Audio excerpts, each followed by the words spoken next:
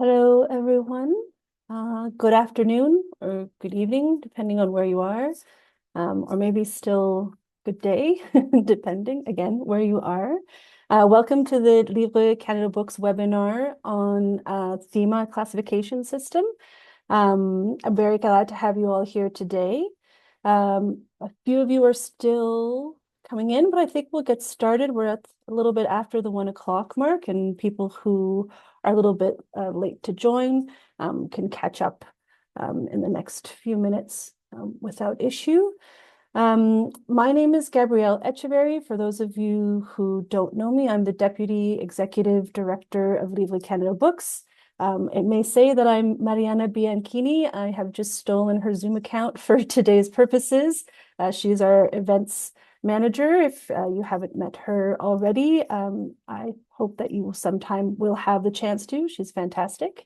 But today I'm here to help facilitate the webinar on theme of classification that will be presented by Chris Saynor of EDItEUR. We're very happy to have him here today to talk about this. It's a very timely topic because we are also in the middle of our Rights Canada registration campaign, which relies heavily on Thema for classifying the books, the titles that publishing houses usually register with us. So that's something we'll later on in the webinar, we will also add links to that registration page in case it's of interest to any of you. In the meantime, though, I want to start with a little bit of housekeeping for the webinar today, and then introduce our speaker, Chris, and he'll get things going. So for today, the housekeeping is relatively simple. For some of you who have probably attended our webinars in the past, usually we provide French-English translation. We are very lucky that Chris is bilingual in English and French, so we're having an English language webinar today. We'll have a French language webinar next week, if any of you want to refresh yourselves in French after today's session. But we'll be having an English, so there's no need for the interpretation function that we usually use. But if you have any questions, please go ahead and feel free to ask me anything in English or French. The webinar will take about 60 minutes in total. Chris will run through his presentation, about 40 to 45 minutes, and we've reserved time at the end for questions. So any questions you might have, please send them through the Q&A function. Again, if you have any trouble with that during the webinar presentation, just message me privately through the Q&A function, and we'll try to sort it out, out of the way. But that's kind of it for the housekeeping. And of course, at the end of the session, we'll provide a recording of the webinar on our website, probably be maybe a week from now. And the slides that Chris is using for the presentation will also be available on our website if you want to download them to kind of refresh your memories after today's session. So without further ado, I will introduce Chris. Probably many of you already know him or from the webinar description have a sense of who he is, but I'll let you know as well. He works for EDITEUR, as we already know, and for those of you who may not be familiar with EDITEUR, it's the international standards body responsible for the books supply chain standards like Onyx and Thema. Chris joined the organization in late 2016. Prior to that, he worked for a company in Paris, creating metadata solutions and websites for publishers. And previously, he worked for many years as a bookseller, first in the UK for Waterstones, and then in Paris for Shakespeare and Company and W.H. Smith. Lucky man. And then he originally started training as a librarian, preferred the world of bookselling. So welcome, Chris, and thank you for joining us today. I'll turn the mic over to you now. Thank you, Gabrielle, for that welcome, and thank you to Livre Canada Books for this opportunity to talk to you all about Thema. So let's get going.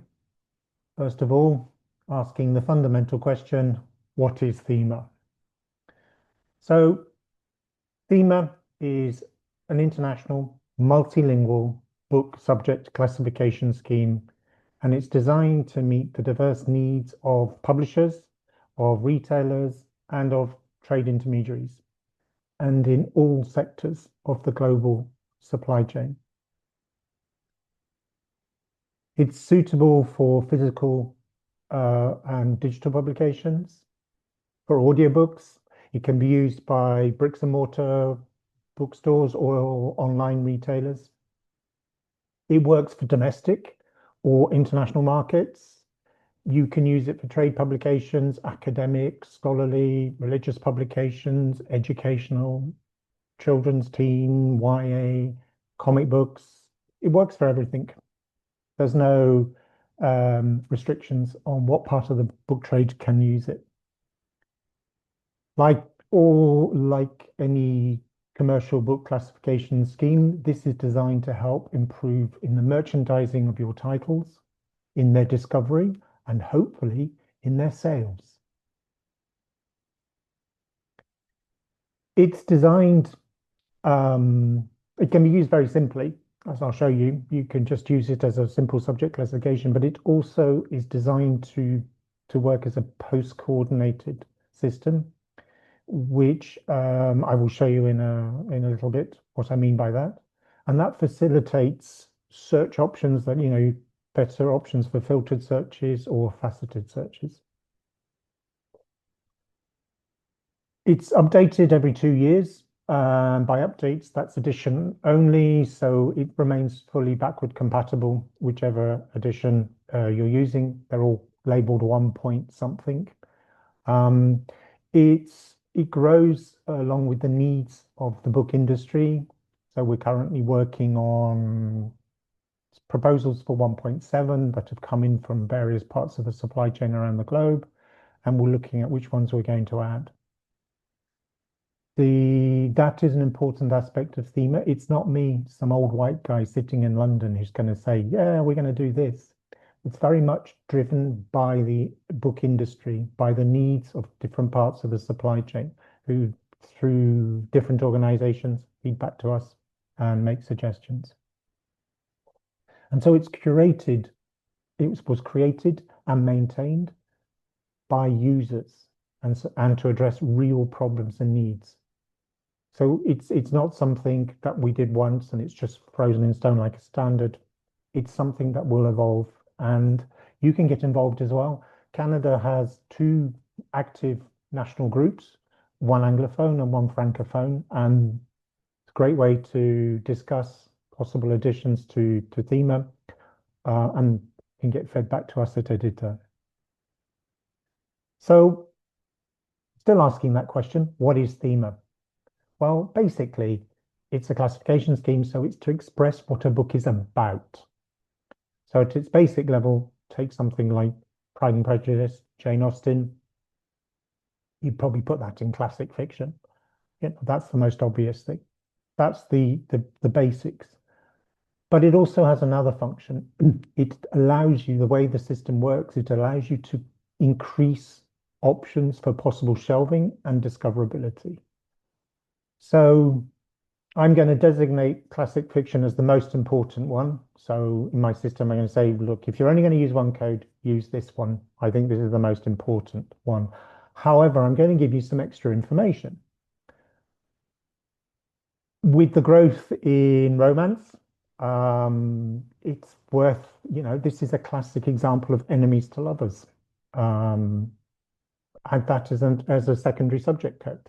Give that extra level of detail.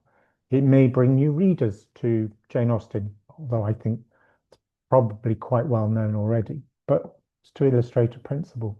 We can add in extra information in the form of what are known as qualifiers. So we can give information about where it's set. It's set in England.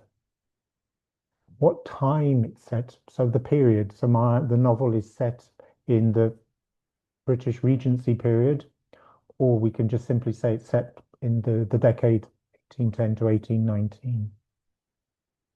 We can say it's to do with one of the major themes is socioeconomic status.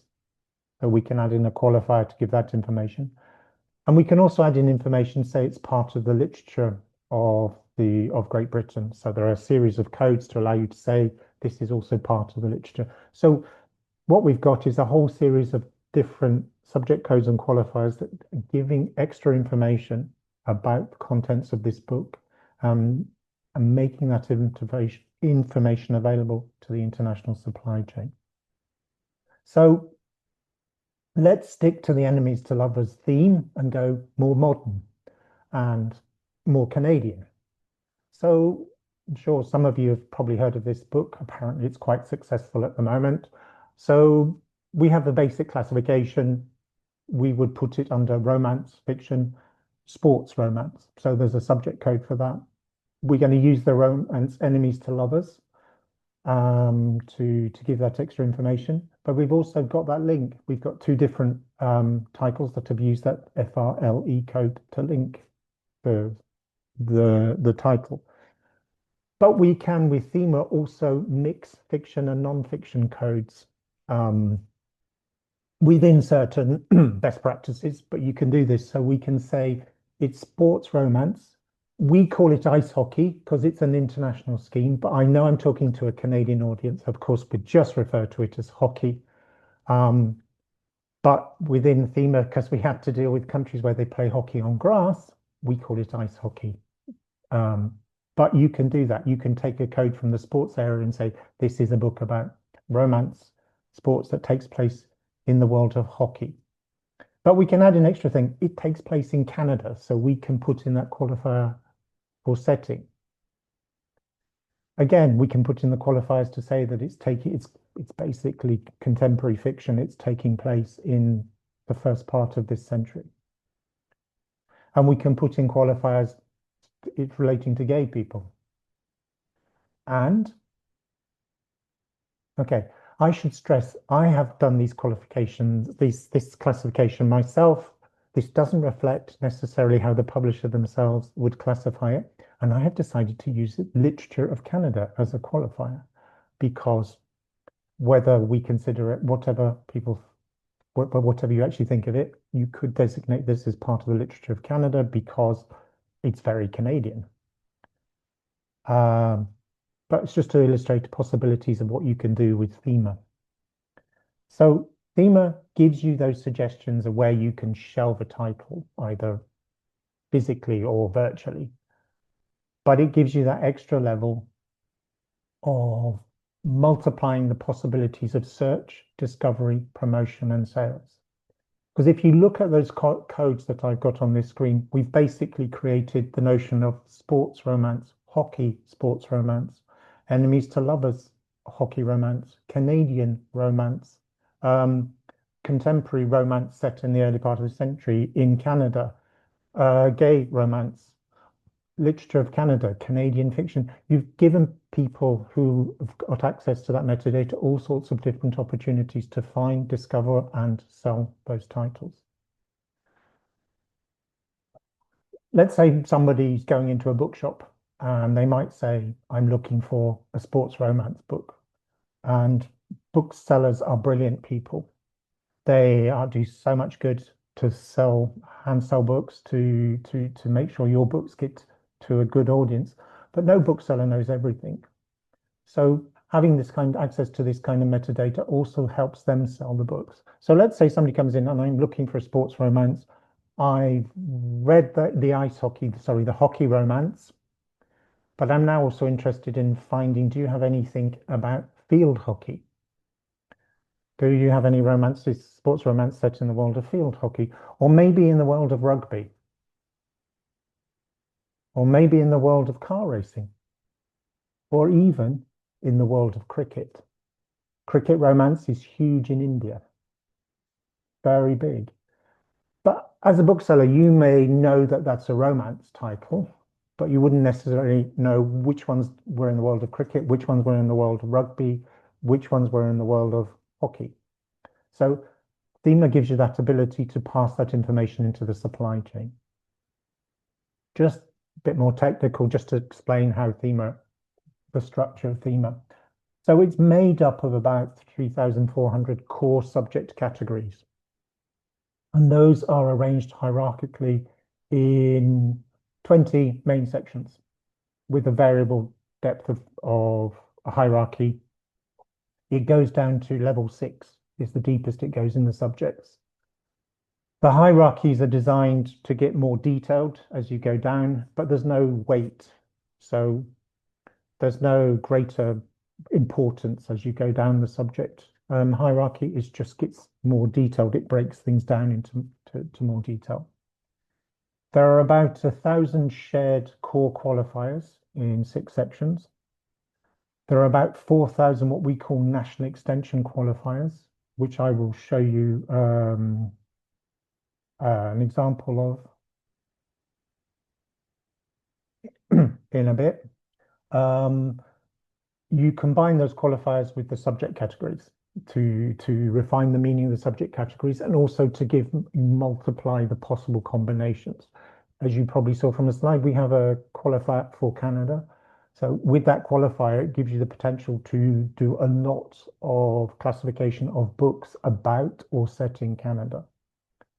Each of these categories and qualifiers has a language independent code, plus a heading and optional notes. Those codes are unique and do not change, and they are designed for communication machine to machine. The headings and the notes are done first of all in English, and then they can be translated. So there are multiple translations. There's 26 translated versions now. So people translate the headings and the notes so they make sense to people in other languages. Give you an example.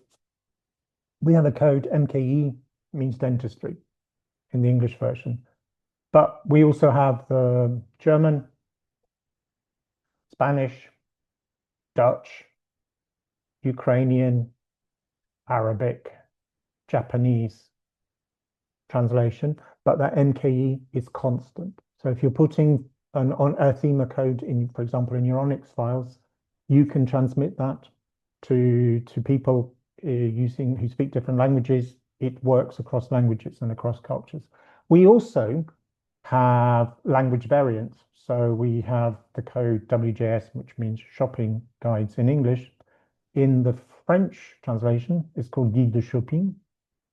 But in the French Canadian translation, we have Guide de Magasinage. So we have also language variant translations. So there's a specific translation for Canadian French. And that works. So we've got this title that was originally written and published in Japanese, and you can see we've got the Japanese version of the subject codes. And we can apply those same subject codes.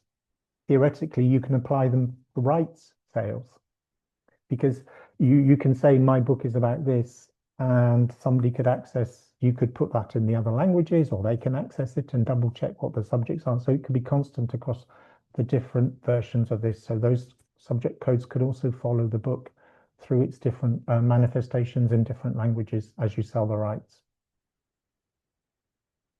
Right. Before I show you the next title, I have to say, spoiler alert. I'm about to ruin the plot of this next one for you, so apologize. They do both die at the end, as the title tells you. So I picked this title to show you what you can do with Thema, because this is a title. Well, I could make a joke about the title, but it's also because it's a title aimed at teenagers. We can do a lot with the different subject codes and qualifiers. So we can classify this as a romance love story as the main subject. We can also say you could shelve it as speculative fiction, or you might want to say that it also deals with the big topic of death and grief. So you have this ability again to mix subjects, to mix fiction with non-fiction to say what the theme is, but then we can add in our qualifiers. Again, it takes place, even though it's a work of fantasy, it takes place in New York City. Takes place, again, it's contemporary. It took place set in an alternative version of the last decade. Thema doesn't do concepts like young adult, because young adult does not work across languages and across cultures, because it's not precise. It means different things to different people in different languages and in different circumstances. even in the English language, it means something different if you're working as a sociologist, a criminologist, a psychologist, an anthropologist, or a therapist. It's only within the library world that it originally started to mean teenage fiction. So we don't use the term young adult because it doesn't work internationally. We use ages because they're international. That means people can interpret the age more precisely and match that to terms like young adult if appropriate. We also have qualifiers to say that the the the stage of life this book is about. So you can say this book is about adolescence or about teenage years. A lot of books that are written and aimed at teenagers are dealing with being a teenager, so it's quite a good one. But of course, you can also have books aimed at parents who have forgotten what it's like to be a teenager and have been reading those books about how do I talk to my teenage kids, those kind of things. So we have qualifiers like that. We have qualifiers that can do with sexual identity. So one of the characters is bisexual, one of the characters is gay. So we have that, those qualifiers. Those qualifiers give that extra level of information that people can use or not use, but those qualifiers are a great way of linking across catalogs.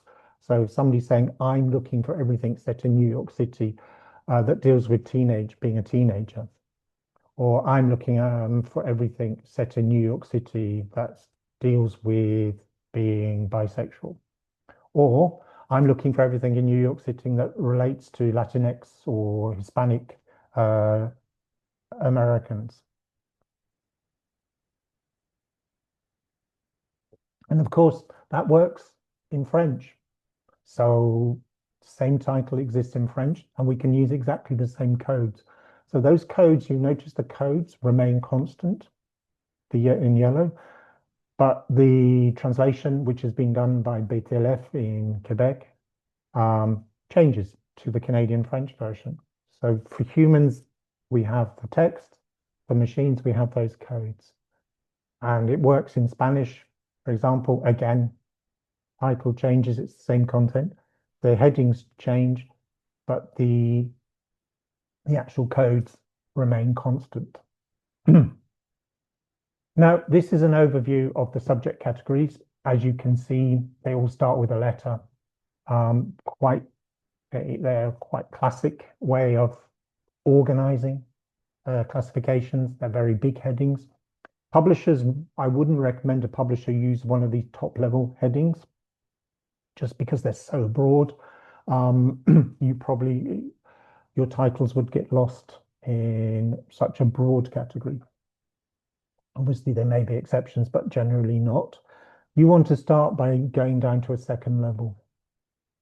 Second level codes tend to be broader codes looking at topics, subjects, perfectly suitable to start using these second levels.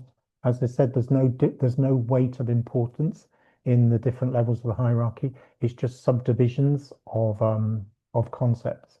So, for example, let's go into the WT, travel and holiday. When you use our browser, if you see 3 dots, it means there are subcodes. As you can see, if we go into WT, travel and holiday, it's further subdivided into various aspects of how you might classify travel guides or books about vacationing, travel tips and advice, general books. There is no subdivisions of that, but we do have subdivisions of travel and holiday guides, of travel writing. So we could look at one of those. Let's go into WTH, 4th level. As you can see, various types of travel guides that you can see. So again, we're just getting subdivisions. The qualifiers. So the qualifiers, this is the top level and the 6 type of qualifiers we have. You definitely wouldn't use these to actually classify a book. These really are meant for building the hierarchy out of. So they don't mean anything if you use one of these levels as a classification. So place qualifiers, this is probably where we have the most qualifiers. And this is a glimpse of a bit of Canada. As you can see, we have a hierarchy. So the Americas, North America in the sense of the United States and Canada, Canada, British Columbia, and then subdivisions of British Columbia. You can use place qualifiers to say that my book is about this place or my book is set in this place. You don't need to, so if you had a book about Vancouver Island, you would use the Vancouver Island category. You do not need to use British Columbia. You do not need to use Canada because they're implicit in the hierarchy of codes. So if somebody can just go back up the hierarchy. Language qualifiers, my book is about this language. Maybe it's for learning the language, language revitalization, etc. It doesn't mean the book is in this language. Time periods, my book is about this period of time, or my book is set in this period of time. Goes from very broad millennia, to half centuries, no, sorry, to half millennia, centuries, half centuries, decades as periods. Educational, my book is for primary education, secondary education, adult education, beginner adult education, advanced adult education, learning a language that isn't your first. There are various things that you can use to say your book is for this particular educational purpose. Interest qualifiers, there are lots of things in the interest qualifiers that are really interesting, forgive the pun, but are very good. I would recommend to explore the possibilities of the fives. And then 6 are style qualifiers. So we don't have a section on, for example, there's no section on Renaissance art, Renaissance music, Renaissance theatre. You have an art section, an art subject code, a theatre subject code, a music subject code, and you use that with Renaissance. So that's what we mean by giving you the possibility of multiplying the kinds of subject codes you can create. So those are the qualifiers. And I just wanted to illustrate what I was talking about earlier about post-coordination. Thema is a post-coordination system. As your publishers in Canada, you're probably familiar with the BISAC system, used in the United States, but also in Anglophone Canada. BISAC is what is known as a pre-coordinated system. Pre-coordinated means that somebody's already made the decision of what it is. They've put it together, the elements together. So BISAC is made up of a series of words, and those words are the hierarchy. Thema, so WTH in Thema means travel guides. We don't change the meaning of travel guides, but we add it with a qualifier. So you can say Mexico City as the detail. BISAC doesn't go to any greater depth than Mexico because that's all the level of detail you need for selling books in the US.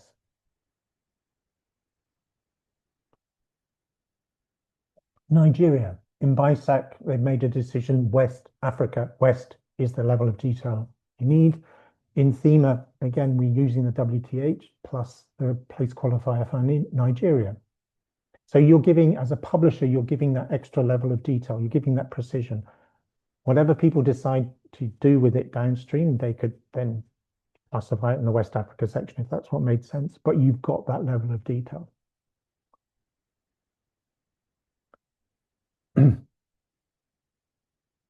Again, Bhutan. Makes sense. If you're selling books, travel guides in the United States, you don't probably need to go any greater depth of detail than India and South Asia. But with a post-coordinated system like Thema, you can give that level of detail. You can say it's about Bhutan. And if we have a history of Bhutan, BISAC, somebody's already created the shelf label for you. We just swap subject code. We say Asian history, but we maintain the same qualifier. So now you can see if I've got those qualifiers in a database, be it the database of a publisher, a distributor, or a retailer, it's a way of linking across titles. So that post-coordination gives you the opportunity to create Asian history Bhutan, but also to link titles that talk about Bhutan. So Thema is all about multiplying the possibilities, not simply adding. Okay? So let's go back to Heated Rivalry. Say there's a sequel to Heated Rivalry and they go off to Bhutan. You've got a qualifier you can already use to say it's hockey romance that takes place in Bhutan. Unlikely because of the weather, but hey. And then we have what's called national extensions. So these are within the qualifiers only, and they're a way of allowing Thema to look local but act global. What we mean by that is there are qualifiers that are important in certain markets. So they may be important in Canada, but outside Canada, people might not want that level of detail. So when Thema was created, came up with a structure to allow national extensions. The vast majority are in the place qualifiers.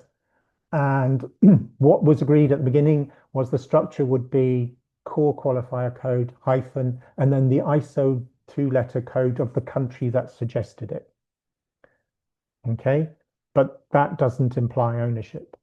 As Thema is updated, when we've added national extensions to a country, we've actually tried just to use the ISO code of that country, just so there's a certain logic.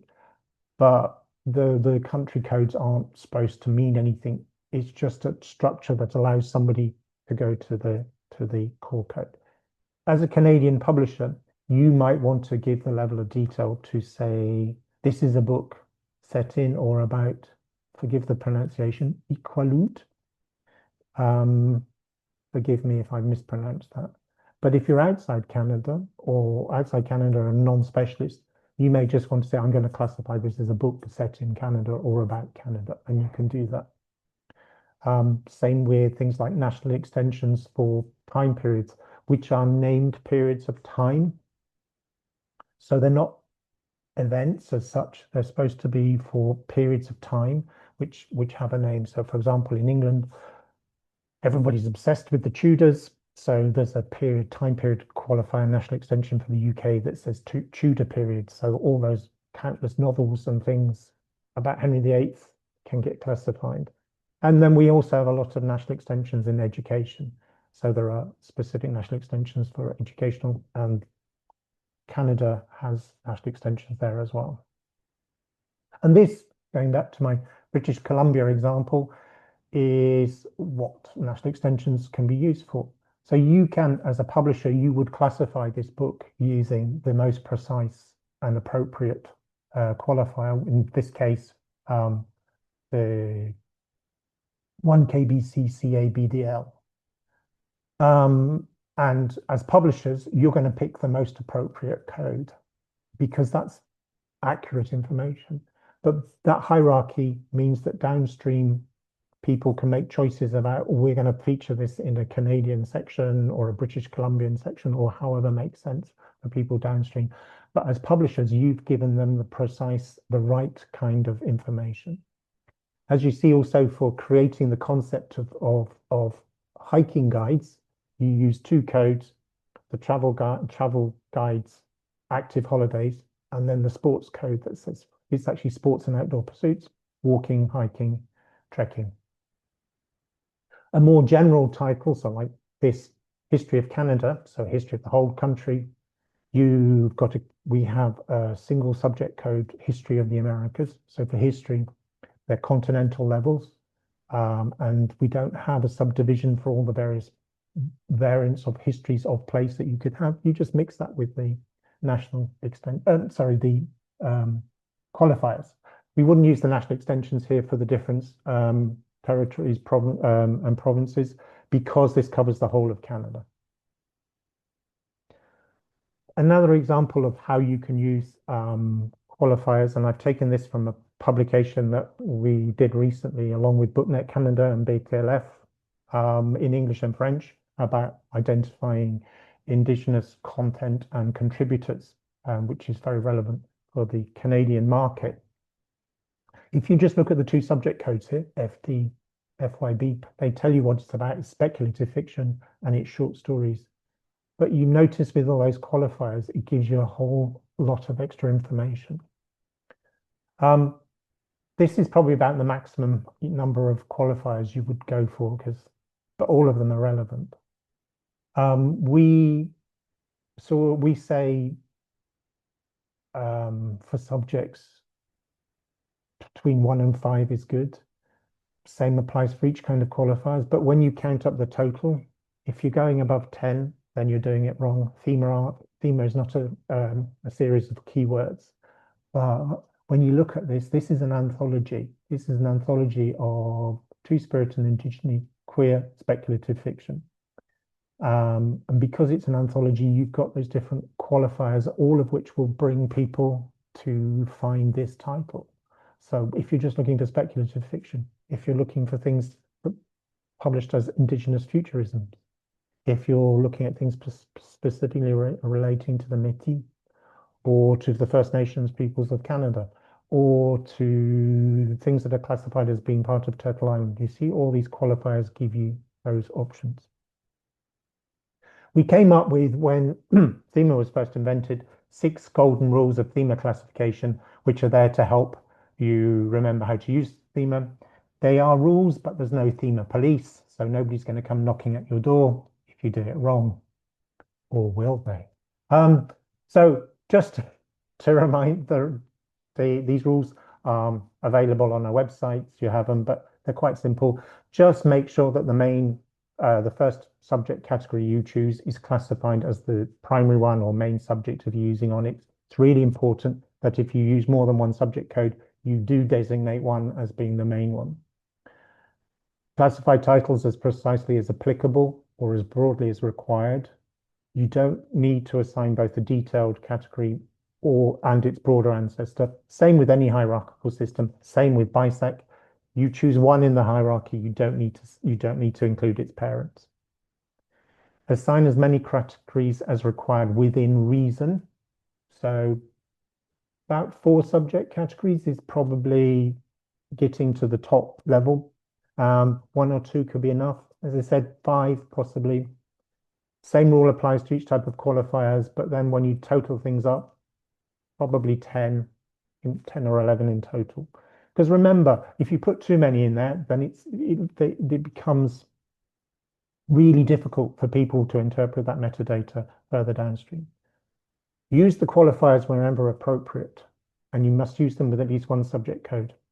I did a training this morning for Australia, so I started quite early, and I asked them all what they got out of the training, and all of them said qualifiers. Qualifiers, they're so good, they're so powerful, what we could do with them. So explore the qualifiers.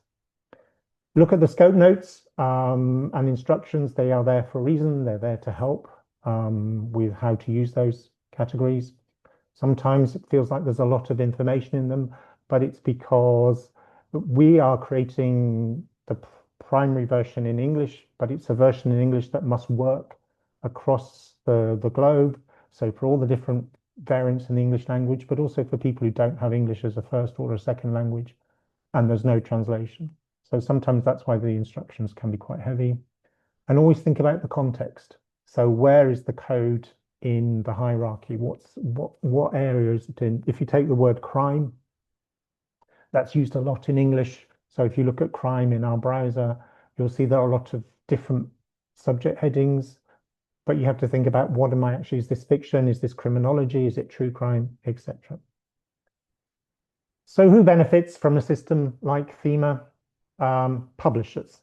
Publishers gain by having a single international scheme optimized for the global book trade. It minimizes the need for doing mappings between different schemes or even manually adding from different schemes. For Canadian publishers, it means you still have to probably do BISAC because of the importance of the US market, but you can do Thema for your own market because it's gaining importance in Canada and it's important for Livre Canada books, but it also makes your titles far more discoverable internationally. Retailers, especially anybody retailing across multiple countries or importing books from multiple countries or selling books in multiple languages, gain from having this one single system of codes to work from. The relative sophistication and flexibility of Thema means it can help the entire book industry improve discoverability of titles. And the whole industry gains because if there's a single standard, people can benefit, because if you're not having to dedicate effort to maintaining multiple standards and things like that, it does reduce costs and it makes things simpler. And international standards are democratic. They give, if they're used correctly, they give an equal voice to everyone. Doesn't matter if you're big or small, or if you're speaking a mainstream language or a minoritized language. It gives you an equal chance. So in summary, Thema, it's a multilingual book subject category scheme. It's both global and local in its approach. It's something that can help you with the visibility of a diverse and inclusive range of content and creators. It's based on the changing needs of the whole book trade. So across sectors, across markets, languages, cultures, Thema will try and keep up with that while maintaining backward compatibility. It's very easy to use for beginners because you can just use the subject code on its own or a subject code plus one qualifier, but it also, as I've tried to show you in this brief introduction, got the scope for far more sophisticated use through post-coordination. And it gives you the opportunity to make a far bigger and varied range of titles visible to the audience that are looking for them. If you, as publishers, take the time to use Thema well, so if you're registering books with Livre Canada Books for the right things, it will help people who are interested in looking for different aspects of Canadian publications. But you're going to be using the same metadata to send to the Canadian supply chain, or if you're exporting. So once it's in there, and you can use the same information throughout your supply chain, and you're improving your chances of making sure your books, your titles are discovered by the people who are looking for them, no matter where they are looking for them. And then that's my presentation. And now I'm open to questions.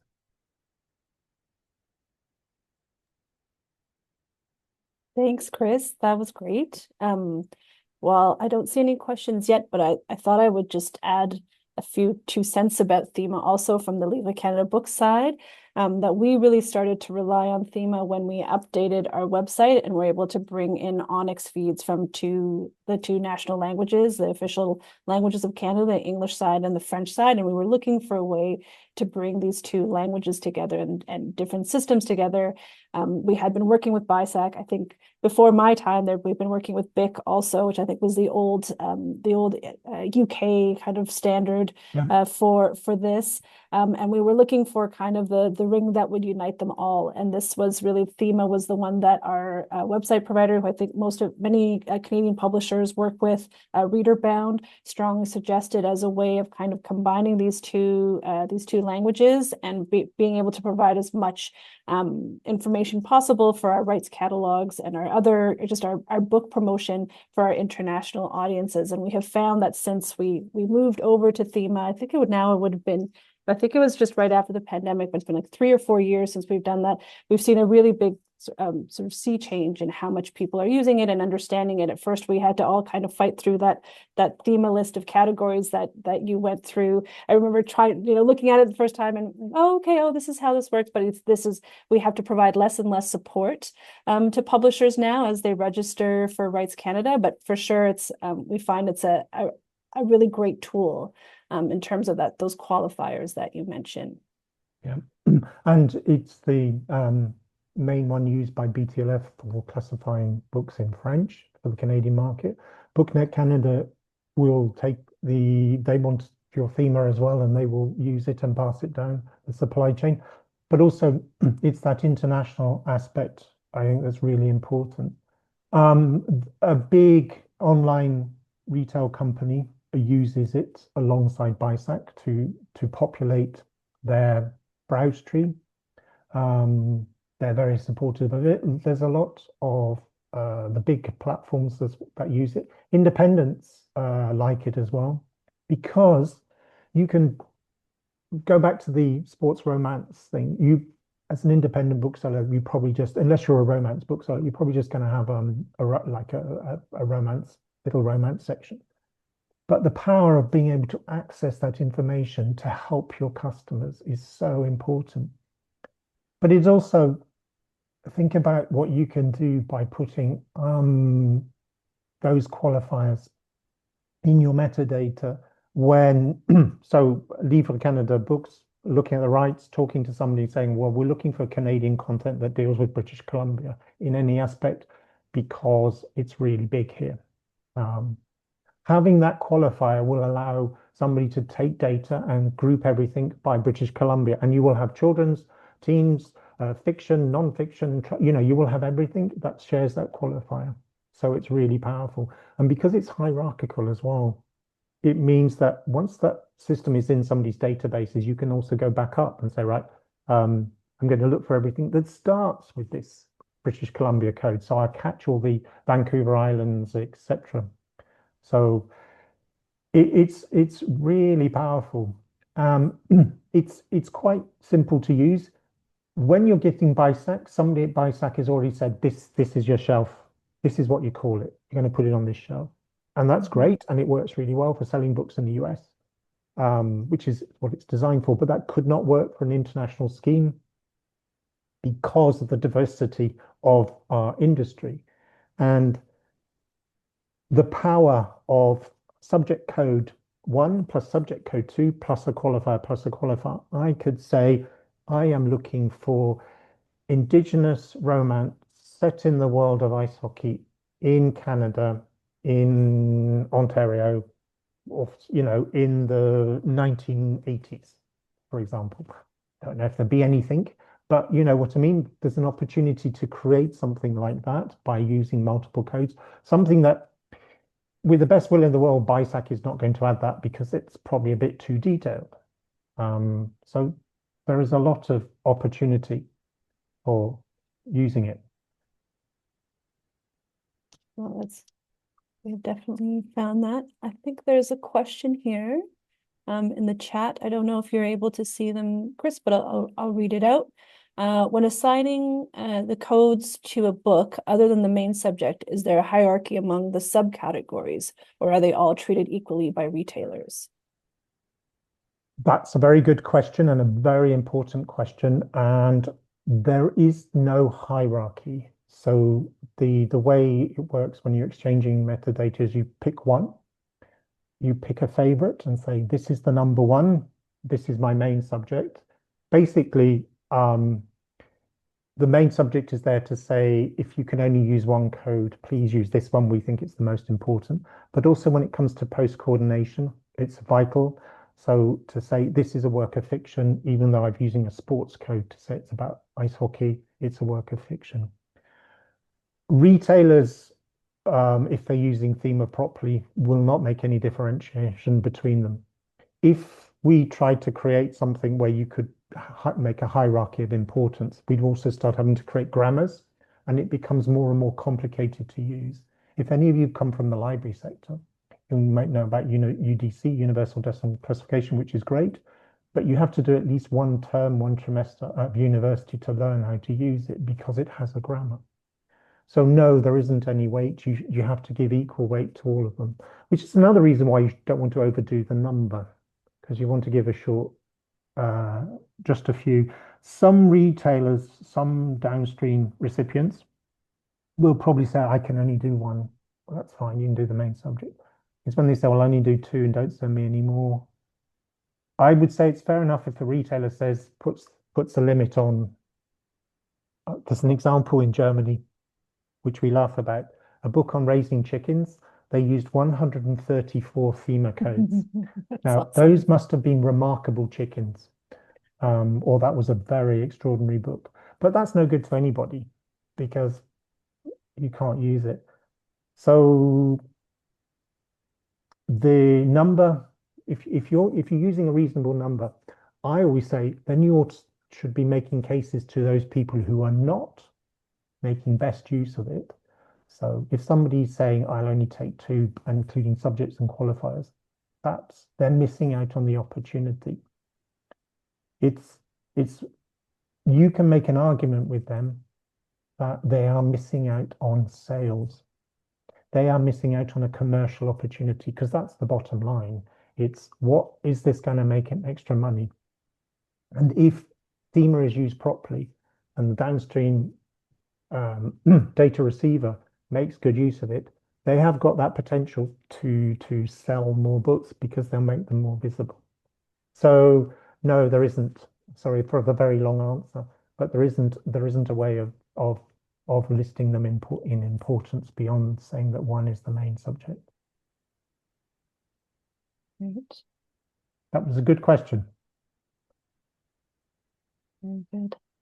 Any other questions? Everyone So is if you're contemplating. interested in Thema, you can see the editor website. You can download. We've got a lot of material. The online browser, I always recommend to keep the online browser in your favorites because we put a lot of effort into the search. So with the online browser, if there are terms that are trending and things like that, we try and put them in sort of behind the scenes to help you find the right things. If you're fairly new to Thema, I also recommend download the Excel because it's flat. You've just got a list, so you can look at it. So if you're an educational publisher, it's easier just to look at all the fours together. Or if you're publishing in the arts, to look at all the style qualifiers as a list. And then you say, okay, that's what's there. That's the kind of thing. So visually for us, I think it's easier to do like that. But then have the online browser in your favorites if you're using Thema, because you can discover a whole lot of things. And if you want to see an example, if you go to the Thema browser and you search Edinburgh, you'll get two results. And one will be the capital of Scotland, and one will give you Tristan da Cunha. And the reason it gives you Tristan da Cunha, even though there's nothing in the subject heading or the notes, is because we put the word Edinburgh behind the scenes, because the capital of Tristan da Cunha is Edinburgh of the Seven Seas, which is such a lovely name. Probably not going to be many books, probably not many books about Tristan da Cunha, let alone Edinburgh of the Seven Seas. I use that as an example because when I'm showing people how search can work, but that's the kind of thing we do as well. So if you do publish a novel, somebody's written about their time in Tristan da Cunha, particularly emphasizing Edinburgh of the Seven Seas, at least you'll be taken to the right code. So recommend having a look at the browser as well. We also have BookNet Canada. Over time has done various publications, blog posts about Canadian content using Thema, and they have some online videos. When you go to our website, we've done talks with other organizations, different parts of the supply chain. They're all available. You can find those on our website and on YouTube. There's a couple of really good ones where we have, so one of the, so from retailers getting really enthusiastic about qualifiers, saying what they could do if publishers supplied them qualifiers. They had all these fantastic ideas for making the search and the way customers discover books. I mean, they are really enthusiastic, but when they were doing that, they were saying that publishers don't use the qualifiers, which is a shame because they're really powerful. So if any of you ever, as publishers, hear a distributor or somebody saying they don't accept qualifiers or you can't use qualifiers, yeah, you have my permission to tut loudly and sigh and then point out to them what they're missing, because when they're relevant, because not everything, like some medical books, medical textbooks, things like that may not need a qualifier, but when they can do it, they're incredibly powerful and ways of making your books more visible and more visible to the people who are looking for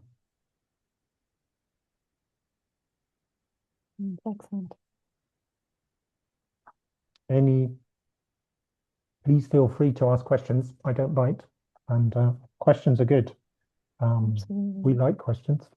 Would either do. about Thema or about Livre Canada books rights, um, if there's any about those as well. Oh, here we go. I think this has been helpful. Thank you. I'm glad to hear it. Um, I have a question, but I don't know if we have time or this would be the place, but more about how the process for developing the qualifiers, how that functions. Yes, so we listen to users. So as I the way it works is people will suggest either to national groups, as I said, you have two in Canada. The Anglophone one's facilitated through BookNet Canada, the Francophone one through BTLF, and they have metadata groups, and you can bring it up to them, they'll discuss it and then send it to us at editor. Then we give some, we might question, say why, etc. We have a document you can download on how the sort of best practices for submitting new codes. And then we collect all the different suggestions and we form a working group. It's currently meeting at the moment. That working group is made up, we deliberately try and get as much a linguistic variety as possible, and also people from different parts of the supply chain. So we have publishers, distributors, data aggregators, and retailers. So we get different voices, and then we go through them and discuss them. That's great. And we take time, and Japan is really active and is really good because they're translating things, not only translating but translating using a different way of expressing language. So they're very good at questioning the whys of what are you doing with that? Oh, that's really Anglophone. We have interested users. I've been educated that we can't just use the term Middle East. We have to use the term West Asia as well, because Middle East is just a Eurocentric way of looking at that part. So we're updating the heading. We will leave the term Middle East because that's what most people understand in the English world, but we will add in the term West Asia to reflect the feedback we get from users in that part of Asia. So yes, and it's a very inclusive process. It's a very democratic process. When we do a draft, then it's sent back to all the national user groups who then have a chance to comment on it. So that's why it takes about 2 years each time as well. Wow. Well, I'd love to be a fly on the wall at one of those.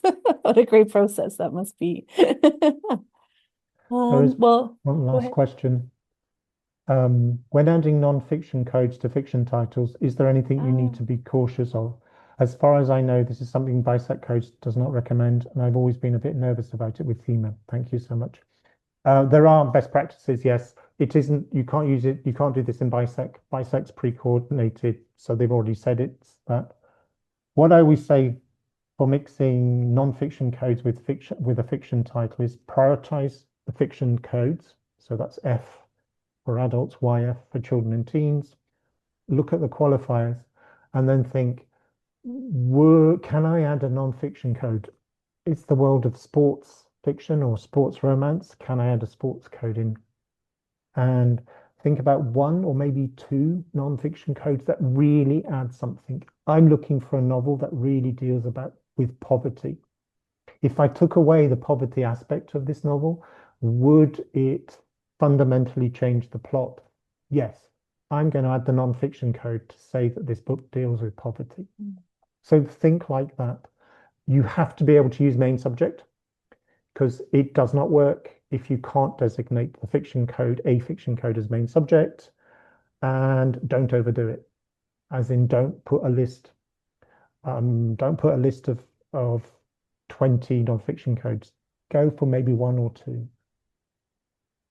I hope that answers the question.